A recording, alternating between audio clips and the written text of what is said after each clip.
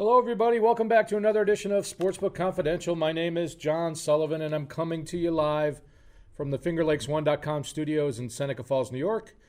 And this little show is to help you learn and grow as a sports bettor. I don't know why my wide shot's not working today, but we're going to start with the box screen here. And interesting week in sports as always.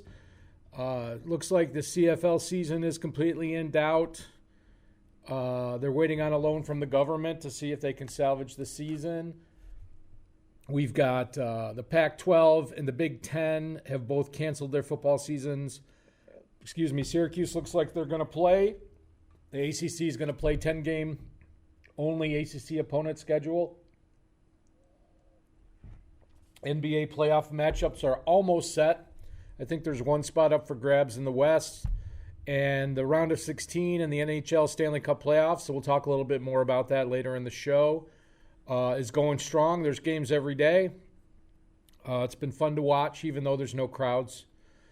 And I'm sure there's other things I'm missing. Major League Baseball is going to play seven-inning doubleheaders to make up games they missed to finish their 60-game season. It'll be interesting to see how that all pans out. I've watched a little bit of baseball, but not very much. But today we're going to talk football, and we're going to talk the NFC South, and I'm going to keep doing my division previews. I missed last week. I had a family emergency, so I may end up doing a double episode or just record an hour episode to catch up to make sure we finish our previews in time for the football season. We'll see how that goes. I don't have time to do it today, but let's get into it and start, like we always do, by updating my bankroll at the beginning of every show. So we'll go over my wagers from last time. Our starting bankroll was $532. And in Aussie Rules football, we had the Geelong Cats plus 16.5. I said that line was pretty fishy, and Geelong basically led the whole way. They ended up losing by 10, but they covered easily. Should have won that game, but plus $17 to the bankroll. Flyers money line. They won handily. This was the opening round of the round robin, and I think the score of that game was 4-1. Plus $20 to the bankroll. And we had the Capitals money line, and they lost in a shootout, which was double devastating because they have really the best shootout crew in hockey with TJ Oshie and Kovalchuk, and Ovechkin doesn't even make the top three in their shootout crew. So that was devastating to me, but that was minus 18. We had the Canucks minus 1.5. They lost that game 3-0, but they went on to win the next three games and win the series against the Wild. It was a really poor effort. I knew that was a loser. And then Truex and Blaney, half a unit each, so that's minus $18 to the bankroll. Harvick's won the last two races, and Truex has been right behind him in third place, I think, in both of those races. One race, Truex had the lead, and he had old tires, and he faded. And then the next race, he had fresher tires than Harvick, but he didn't have enough laps to catch him. And I think they were good picks, just with bad outcomes. At any rate, the new bankroll, if you do the math, is minus 17. So the new bankroll is $515. And dividing by 30, as we always do, because we're selective sports bettors, and we try to place fewer bets, our bet size this week will be $17. So a tough week, 2-3, but we'll keep at it, and hopefully we'll get going in the right direction. And we're going to talk football now. And let's start with the NFC South here. And for those of you that don't know the divisions, the South is the Carolina Panthers, the Atlanta Falcons, the Tampa Bay Buccaneers, and the New Orleans Saints. And this division's been getting a lot of press for all the comings and goings of the superstars in this division. Of course, you've got Cam Newton left the Panthers, and you've got Jameis Winston left the Buccaneers, and there are many other parts here we could talk about, and we'll go team by team. So let's start. We're going to go north to south, so let's start with the Carolina Panthers. And the first thing I do is I look at the odds for the team to see how respected they are in the marketplace. And let me tell you, the Carolina Panthers are not respected in the marketplace. So to win the division, they are basic 24.50, so almost 25-1 to win the division, which was really shocking to me because I don't think they're that bad a team. I just think they're a team without depth. To win the NFC, they're 38.50 or 38-1 plus. And then to win the Super Bowl, 117.1 to 1. So you've got, Ron Rivera was fired. So you've got a first-year coach from Matt Rule from Baylor. And you've got Teddy Bridgewater. Basically, Carolina, gave up Teddy Bridgewater. They couldn't afford to keep him because, he was ready to sign a new contract. And he performed well in Drew Brees' absence. And, it was a question of which team did he want to go to. And he chose the Panthers. I have Run CMC, Christian McCaffrey, who is the premier, in my opinion, the premier running back in the league. He can catch the ball. He can run. He's a feature back, and he so far has been indestructible. It's been very healthy and takes a heavy workload. How many years can he continue to do that? We'll have to see. But they have a quality starting quarterback. They have a quality feature running back. And then they have DJ Moore, Robbie Anderson, and Curtis Samuel as their three wide receivers. But basically, that's it. They don't have much in the backup wide receiver department. And the tight end is in question, and we'll talk about that in a second. But they do have a solid offensive line. You've got to have a good line to create all that yardage for McCaffrey. So, I feel like the tools are in place there for a team to compete. Again, if any one of those players goes down, the team's going to suffer offensively. So they don't really have depth at skill position. So that's probably going to be their downfall. However, on the defensive side, they have complete depth. The big question is, how are they going to bring it all together? Two key components of their previous Panther teams, Greg Olsen at tight end, who's gone to Seattle, and Luke Kuechly, who's retired. Was a beast of a linebacker. He's a surefire Hall of Famer in my book. He was the leader of their defense. How are they going to adapt to those two big losses? This is a team with, you can't really say McCaffrey's inexperienced anymore, but without, premier veteran leadership. So we'll see how it all pans out. And then, of course, you've got the kicking questions on both the punter and the kicker. Robbie Sly, I think, is the kicker's name, or that's who on top of the depth chart right now. If I'm not even familiar with the names of the kickers, that concerns me. There are always guys can come in off the street and have an MVP year. Nick Lowry. There's other examples, of course, that Mike Mosley had an MVP year with Washington in the 80s. But obviously, to win close games, you've got to have a good kicker. It's the teams that are going to go to the championships, conference championships, and the Super Bowl. Those are the teams that are going to have. Obviously, you can think back a couple years ago with the Bears, the double doink they missed, and there's other examples. But I think this team is extremely undervalued. I want to place a bet on them to win the division at 25-1 just because they're not that bad. I mean, it's a good wager. It's not that likely to pay off, but I think like they're more like 12-1 to win the division. And you can see to win NFC 38-1 and then to win the Super Bowl 117-1. The market is out of whack for this team. Nobody really know. Like, it's all over the place. There's a lot of unknowns with this team. So I think there's value on the division bet there. We'll see how the other teams rate, but I feel like the money's all over here with these teams. So let's move on to Atlanta. And to win the division, 8-1. To win the NFC, 21-87, or almost 22-1. And to win the Super Bowl, 35-60. So with the bets like that, you're better off taking them to win the NFC because the payoff, usually as a baseline, the NFC payoff should be about half of what the Super Bowl payoff should be. And the NFC payoff is much higher. So they just have to make the NFC Championship, and you can hedge out of that bet and make a profit. So if I was going to bet on the Falcons, if I believed in them, and I don't,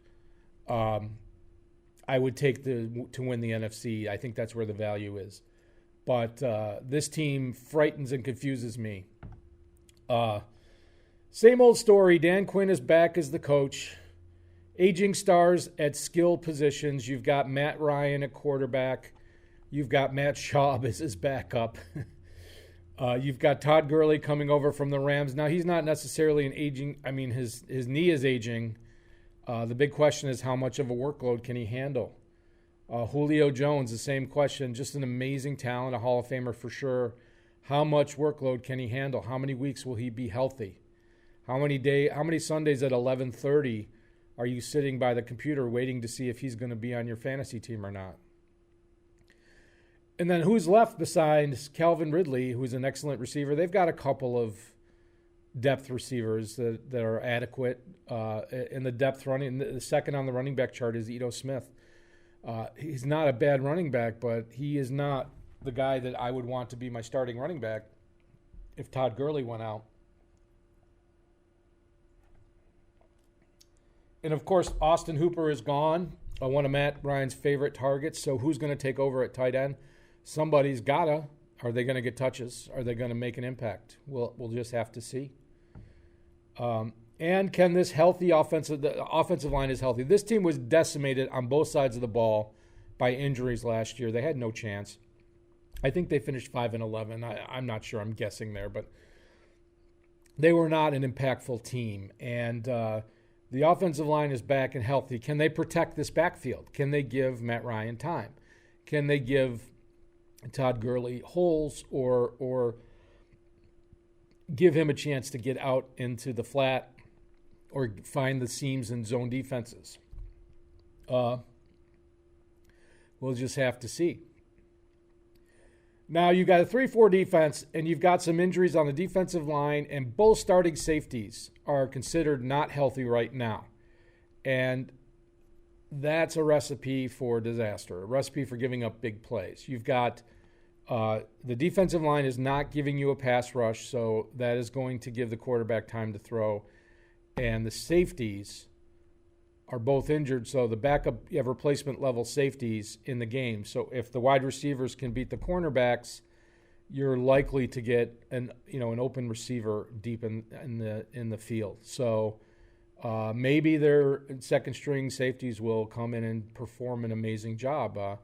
But these are the kind of things you want to consider if you're going to make a bet on a team, especially a futures bet. Or if you're making a bet on the Falcons to win or to cover a game, you want to see if these guys are healthy. That's why I bring up these depth issues. You know, if you see a team, if it's 100% healthy on paper, that's one thing. But if they only have, 4 safeties on the roster and 2 of the safeties are out, that's a big issue defensively. So you're looking for ways that the game can be impacted by personnel issues. And that way you can find good value to wager on. So summing up the Falcons, I think this is the fool's gold. There's money on them. I don't think it's money well spent. If you believe in the Falcons to win the NFC is a good bet, but otherwise I wouldn't touch it. We'll see how much of a cover machine they become. But you have a coach and a quarterback and a number one wide receiver that have been together for 10 years. They made it to the Super Bowl, blew that big lead.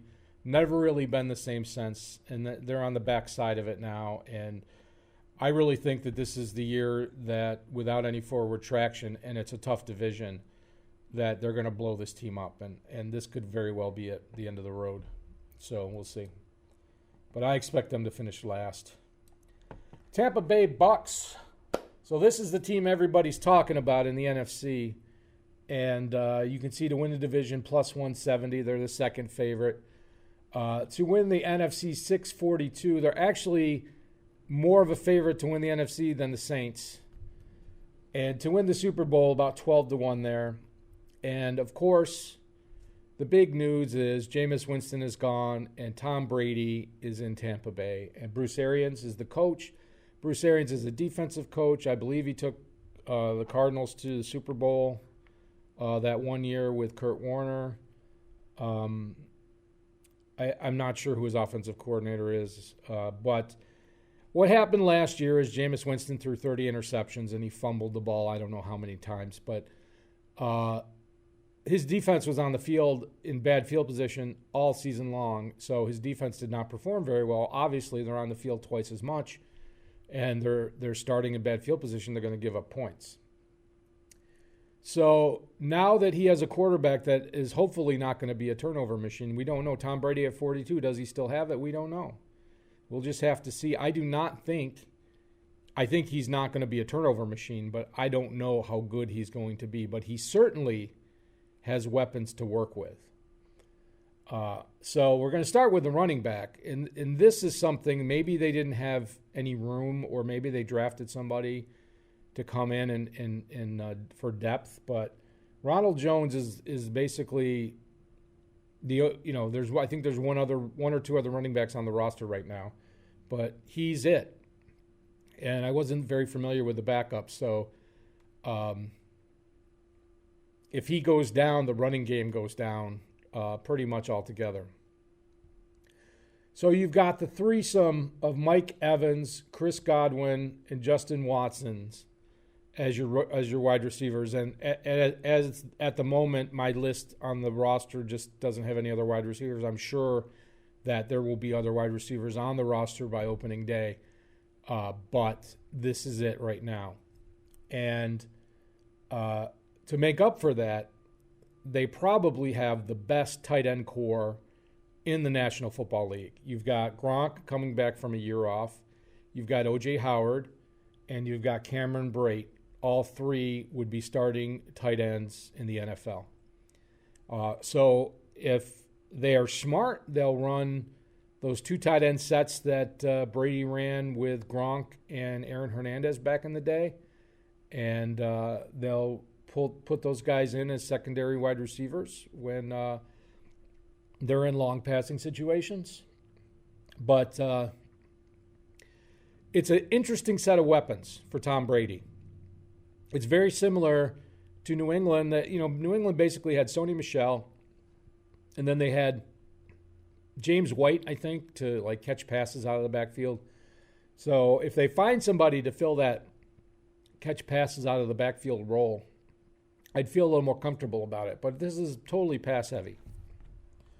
So I do think if Brady's healthy that he'll put up some monster numbers this year. Whether that translates to wins or not really depends upon how the defense plays. So one other thing about the offense, there's only 8 offensive linemen on the roster. So if there's injuries, that could be an issue. So Brady does not like to get hit. So if you see him get upset during a game, that means the offensive line is not up to his expectation, and that could be a troubling sign for them going forward. So keep an eye out on how Tom Brady's relationship is with his offensive line during the games. So you have a healthy D loaded with veterans. Sue is on the defense. There's a few other guys that I recognized, and I'm a believer. I've always been a believer in Bruce Arians as a defensive coach. So I feel like there's going to be a massive improvement here. Now, there is not much depth at outside linebacker and cornerback, and I wrote could be exposed. And what I mean by that is they're strong up the middle. Nose tackle, inside linebacker, safety. So on the outside linebacker and on the cornerback, if there's injuries to either of those departments, you have a West Coast offense that's timing patterns, slants out, down and outs, or beating a second string cornerback. That can be exposed. They'll pick on somebody all day. You see that from time to time in an NFL game where a cold defensive cornerback comes in the middle of a game because somebody got hurt, and the quarterback just starts picking on them and throwing to that side of the field all day long. And so with the outside linebackers, with no depth there, if they get hurt, that could hurt the pass rush, but that could also hurt the pass coverage. So that can be exposed. We'll see how Arians handles that. And I think that I've said this earlier. I think the defense will be vastly improved, at least statistically, because you don't expect Tom Brady to throw 30 interceptions. It's just not going to happen. Maybe he throws 15, but he's not going to throw 30. So that's 15 less bad field positions for the defense coming out onto the field. So Matt Gay's the kicker. He was average. Hopefully, he'll be consistent. I don't know how much range he has. They play on grass. I don't remember seeing him kick many 50-yarders. But this is an interesting team. It's going to be fun to watch, I think. If you're rooting for the decline of Brady, it'll be fun to watch. If you're just rooting against the Saints or some of the other teams in the division, it'll be fun to watch. The Tampa Bay games, I don't think, are going to be boring at all. I think there's going to be fireworks. And speaking of fireworks, that's going to bring us to the New Orleans Saints. And you have to win the division minus 140, which I think is appropriately lined. They're the favorite at minus 140. That's not a bad bet at all. To win the NFC 627, okay, they are a little bit more of a favorite than the Bucs, but not by much. And to win the Super Bowl 1334, that's pretty fair odds. That's not, it doesn't, I don't think it's a value bet, but it's a fair number. All the studs return. Of course, we got Drew Brees at 41. He's back, hopefully healthy. Jameis Winston is now the backup. He has a good locker room reputation as a hard worker, and he had eye surgery to correct his vision. Maybe that will help. We'll see. But they're going to try to make him the heir apparent because I don't know how many years Brees has left. I think he signed a 2-year deal. So you have Alvin Kamara, Latavius Murray, Ty Montgomery as your 3 running backs. That's an amazing stack right there. If one goes down, you're not going to be too concerned. You lose the outside speed with Kamara, but Murray is definitely a north-south power runner, and he would be a great second-half asset if you have a lead. And then, of course, at tight end, you got Jared Cook, and Taysom Hill is really more of an H-back, all-around player. They run those plays where he runs quarterback or he runs tight end or he does a running play. Other teams have tried to duplicate that, but they don't have anybody versatile enough because he's got the body of a tight end, but he's got the speed and the arm strength to be quarterback and also receiver. So the right side of the offensive line is missing depth with the Saints. The Saints obviously have a good system in place. Brees has been there for years. They protect him pretty well. The right side is his strong side, so he would see people coming as opposed to the left side being his weak side where somebody would come up from behind him. So that's a plus. But you got to trust the system that Sean Payton's put in place. The offensive system has never really been stopped since they won their Super Bowl. They've always been able to put up numbers. It's just, getting back to the big dance. We have a 4-3 defense with some injuries. Only 3 healthy linebackers on the roster. They had 5 linebackers on the roster. 2 of them are out, including Kiko Alonso, who's their main middle linebacker. So if another linebacker injury happens, that's something you want to keep an eye on.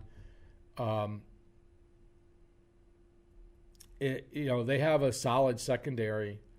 They're not as easy a defense as they used to be.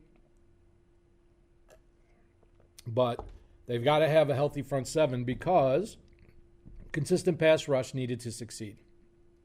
That's the only way this team is going to have that 13-3 type of season. You've got to have a defense that can put pressure on the other team, force turnovers. If this team gets in 41-38 shootouts, it's going to be like 10-6 at best, and then they're wild carding into the playoffs. This is going to be a tough division. I feel like the Falcons are going to be at the basement. I feel like Carolina, if they stay healthy, are going to be like an 8-8 type of team. And then you've got Tampa Bay and New Orleans probably vying for playoff spots.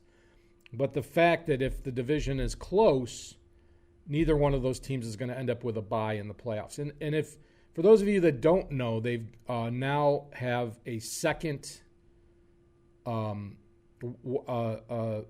playoff spot. There's 7 playoff spots now this year for the first time. So there's going to be 4 division winners and 3 wild cards, and only the top seed gets a bye. So whoever that top seed is, that is the team that's going to have a huge advantage going to the Super Bowl for futures bets. So you might want to consider that. All right, since I wasted almost all my time on football, let us move on to NHL, and we have Friday and Saturday games. We're going to look at today's games. We got the Coyotes plus 165 at the Avalanche. Avalanche and Golden Knights are co-favorites to win the West. Coyotes have played very well. They played very well in the first round. They did lose, I think, 3-0 in game 1. But plus 165 is way too high for this. Darcy Kemper is a very good goalie. Coyotes will probably win at least 2 games in this series. I would be surprised if they got swept. So I like the Coyotes here. Canadians plus 127 at Flyers minus 141. These odds are way out of whack. Flyers should be bigger favorites, and the Canadians should be bigger dogs. Canadians have played well. They played much better than a 12 seed was supposed to play. And Carey Price is a good goalie, but he's not the world's best goalie anymore. He's very good, and he's having a good playoffs. But Flyers at minus 141. I feel they were undefeated in the round robin. They haven't lost yet, and they're playing well. I think I would take them at minus 141. The Canucks at the Blues. Canucks won the first game 5-2, which really blew. I feel like this is going to be a competitive series. I said last show that I did the NHL that the Canucks and the Jets were the 2 teams I thought could make a Stanley Cup run. And the Winnipeg Jets lost their top 2 scorers in the very first game of the playoffs, and they got eliminated. But the Canucks are playing very well. Jacob Markstrom's playing well. But this series is going to be very even. I feel like this could go 7 games. I don't really like either set of odds there. Islanders plus 109 at Capitals minus 131. The Capitals' offense has kind of disappeared since the play returned. Ovechkin had 2 assists in the last game, but other than that, he's been invisible. Holtby's been all right, but Barry Trotz used to coach the Capitals. He knows how to beat them.